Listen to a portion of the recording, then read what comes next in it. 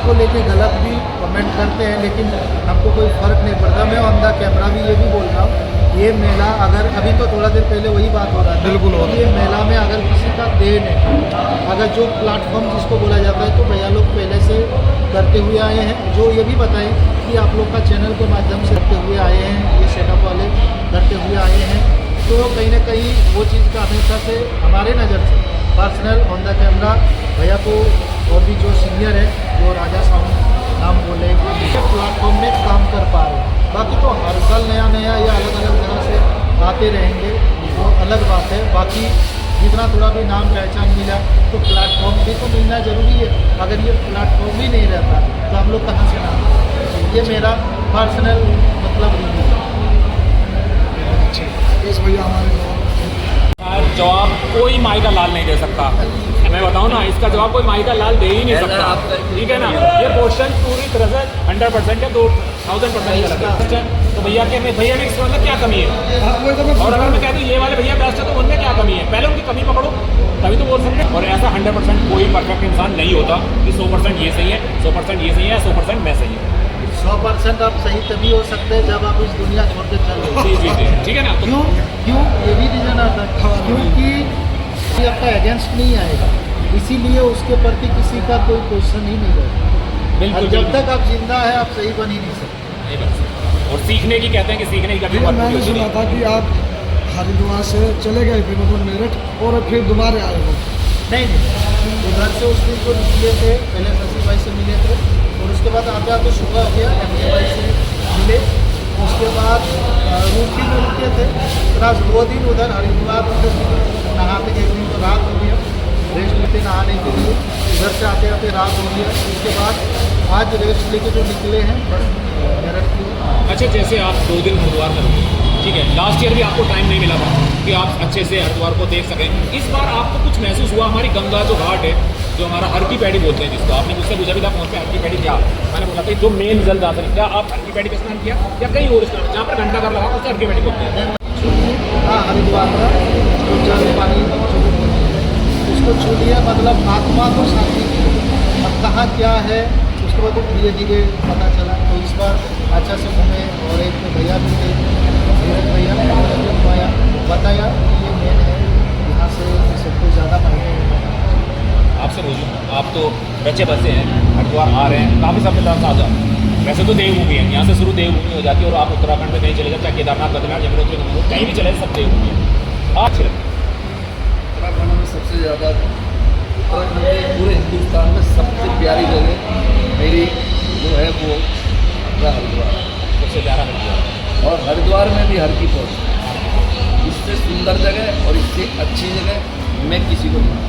क्योंकि मेरे भी लड़के की यहाँ आने के बाद आदमी का मतलब सोच ही बदल गया, मतलब लग रहा है कि कोई टेंशन नहीं, मतलब एक होता है ना कि मुक्ति वाला प्राप्ति, उस जल छूने के बाद, नहाने के बाद एक अनुभव, मतलब उसको बोल के वो चीज़ नहीं समझा। हमारे ऋषियों ने कि जो भी प्रथा चली आ रही हैं, जो उनके धार्मिक ग्रंथ ले लो आप, या जो उन्होंने जगह, आप वहाँ जाओगे तो आपको एक सुख की अनुभूति होगी। तो कहीं ना कहीं ये है कि वो जगह पवित्र इसलिए मानी जाती है कि हमारे उन्होंने वहाँ तप किए, और तप करने के बाद उस जगह को मतलब जिस तरीके से उन्होंने प्रस्तुत किया है हमारे सामने, जो हमारी आगे पीढ़ी भी आई है उनके लिए, और मन अच्छा हो तब भगवान को स्मरण किया जाता है। अगर तुम चलते रहो, तुम्हारा दिमाग बिजनेस में पड़ा, तो कभी याद नहीं कर सकते। तो एक रास्ता निकाला है कि ये पवित्र स्थल है, और आदमी जब वहाँ बैठेगा तो उसको मतलब मन प्रसन्न होगा। तो ये धार्मिक स्थल इसलिए बनाए गए हैं, इसलिए इनका चयन किया गया है, आप अनुभव कर सकते हाँ, वही है ना, जैसे हम लोग मंदिर जाते हैं तो एक अलग ही अनुभूति होती है, थोड़ी देर के लिए शांति होती है, उसके बाद फिर वो टेंशन बाहर निकलते हैं। ऐसे ही हमारे यहाँ जो गंगा को बोलते हैं कि भाई गंगा में नहा के आदमी के पाप धुल जाते हैं। पाप किसी से रिलेटेड वो नहीं कि इसका कंट्रोवर्सी बहुत चलिए कि गंगा में पाप करो, गंगा में डुबकी लगा लो, ऐसा नहीं होता। लेकिन वहाँ पर ना उस टाइम जितने टाइम वो स्पेंड करते हैं, उतने टाइम ना एक मनोदशा चीज़ ऑटोमेटिकली हो जाती है। हम गंगा जी में जाते हैं, जैसे उसको चरण स्पर्श करते हैं या ऐसे करके छींटे मारते हैं, तो लगता है कि हाँ हम एक देव स्थल में बैठे हैं और हम भी कुछ रमसी जाते हैं। 25 चल रहा है तो 11 से कर रहा हूँ मैं। सबसे अच्छा आपके लिए लकी साल या आपके मेरे लिए तो सारे साल अच्छे रहे, इसलिए क्या कंटिन्यू मैं इस मेले में आ रहा हूँ। जो और सबसे 2011 से लगा लो, अब 14 साल कंटिन्यू हो गए हैं और मेरे लिए तो सारे साल बराबर है। इस बार थोड़ा सा विचलित हुआ है, जो हमारी उत्तराखंड पुलिस है उसका बिहेवियर जैसा रहा है, जैसे उनकी गाइडलाइन के हिसाब से मैं सेटअप नहीं चलने दिए, उसकी घोर निंदा करता हूँ। लोग अग्री करेंगे, गाइडलाइन तो दी थी, लेकिन उसके बाद फिर डीजे सेटअप बाहर क्यों निकलवाएगा? क्योंकि गाइडलाइन तो दी थी 10-12 की, लेकिन उसके बाद उन्होंने खड़ा ही नहीं होना। और इसका परिणाम उत्तराखंड सरकार को आगामी जो चुनाव होगा उसमें भुगतना पड़ेगा, क्योंकि उत्तराखंड की जनता में भारी रोष है। कांवड़ मेला खराब करने का जो उन्होंने काम किया है उसका इनको परिणाम आगामी चुनाव में भुगतना पड़ेगा। अभी भैया ने एक बात करी थी, बहुत अच्छी बात करी थी भैया ने भी, कि जब सार्जन भैया वहाँ खड़े थे या सारे डीजे वाले टोल टैक्स पे थे बहादुराबाद टोल पे, तो उन दुकानदारों की, उन रोजी वालों की, सबकी रोजगारी हुई थी अच्छे खासी। लेकिन इस बार सब लोग खाली बैठे हैं भैया, वहाँ देखते हुआ हो जाता है और रेवेन्यू कहीं ना कहीं उत्तराखंड सरकार को इतना जाता है इस मेले से कि आप उसकी कल्पना नहीं कर सकते हैं। अभी पीछे कुंभ मेला किया था, अब रेवेन्यू आया सरकार के पास।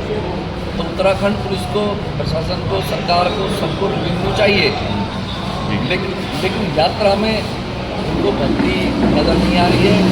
साधुओं को यात्रा है नज़र नहीं आ रही है, बस जो भर्ती करनी है, गाइडलाइन दी है, जारी की है, उस पर भी वो अमल नहीं हुए। यही तो इसका परिणाम मैं बता रहा हूँ उत्तराखंड सरकार को। मैं बताता हूँ, मैं गया था जब गंगा जल लेके गया था, मैं इतनी जल्दी पहुंच गया कि आपने लाइफ में इतनी जल्दी का मैं हर की कभी नहीं पहुंची। यही मैंने वहाँ पहुंच गया। हाँ, और मैंने बहादुराबाद टोल प्लाजा पे रुक के भी दिखाया था कि देखो बिल्कुल सुनसान पड़ा हुआ है। और वहीं पे खड़े होकर मैंने एक दुकानदार की बात भी करी थी, उसको भी दिखाया था।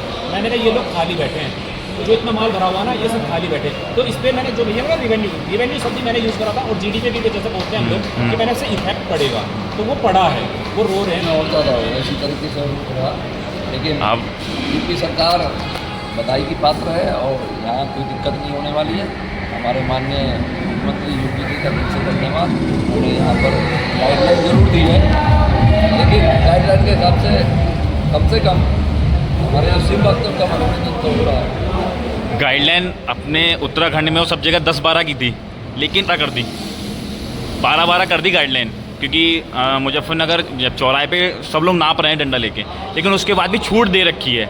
लेकिन यही सबके मन में यही है कि उत्तराखंड वालों ने इस बार 10-12 के बाद भी नहीं। मैंने बताया ना, सरकार बधाई की पात्र है और हमारे आदरणीय मुख्यमंत्री योगी जी ने पहले भी कहा ये सब यात्रा नहीं है, ये शिव भक्तों के लिए। तो दिल से धन्यवाद।